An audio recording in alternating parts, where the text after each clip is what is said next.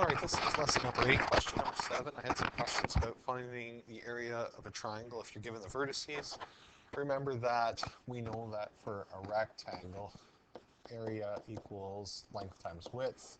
If you're going to find the area of a triangle is always half your rectangle, so it would be length times width over 2, or 1/2 length times width.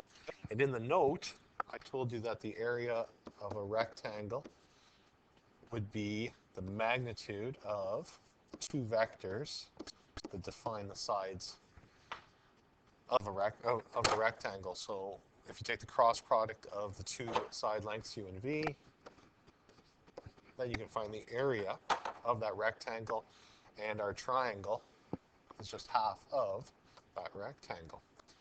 So if I want to group those together, there we go, just so I can shrink that and put that out of the way. So if we have the vertices of a triangle, remember for A here, if I just draw any triangle, if you know those three vertices, A, B, and C, we'll arbitrarily name them.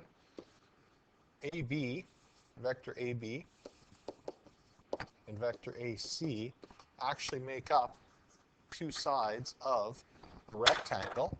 The rectangle will look like this, though. All right. So the triangle makes up half the rectangle. So if you get two vectors, or take the side, it doesn't matter which two sides you find the vectors for, they will be two sides that make up our particular rectangle. So that means that we can just apply the formula. The area of this triangle is 1/2 of the magnitude of AB cross AC. So that being said, we need to find A, B, and AC. So I'm just going to label these points, and it actually doesn't matter what order you do them in.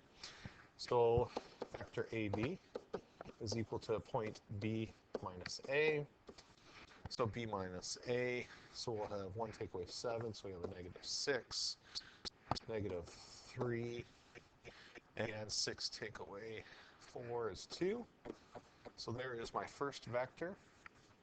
So 1/2 the magnitude of -6, -3, and 2, crossed with vector AC, which is C minus A, and that vector is going to be 4 take away 7 is -3, 5 take away 3 is 2, and -2 take away 4 is -6.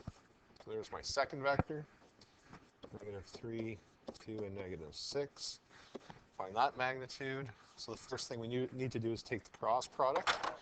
So off to the side here, -6, -3, 2, -3, and 2. And you can see I'm kind of being a little messy, working all over the place here.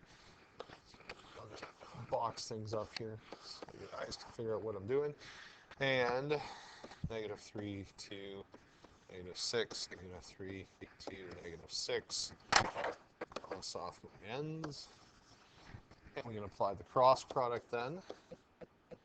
So it's the magnitude of the vector. So I'm going to have -3 times -6, that's 18, minus 2 times 2 is 4, just so I don't make mistakes here.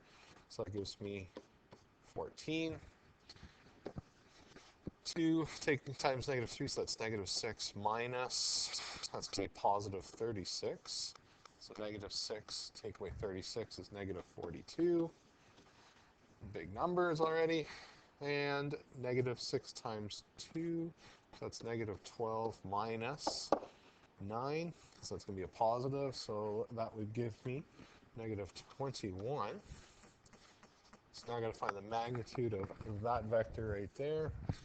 So we have 1/2 multiplied by the magnitude of that vector, 14 squared plus -42 squared plus -21 squared.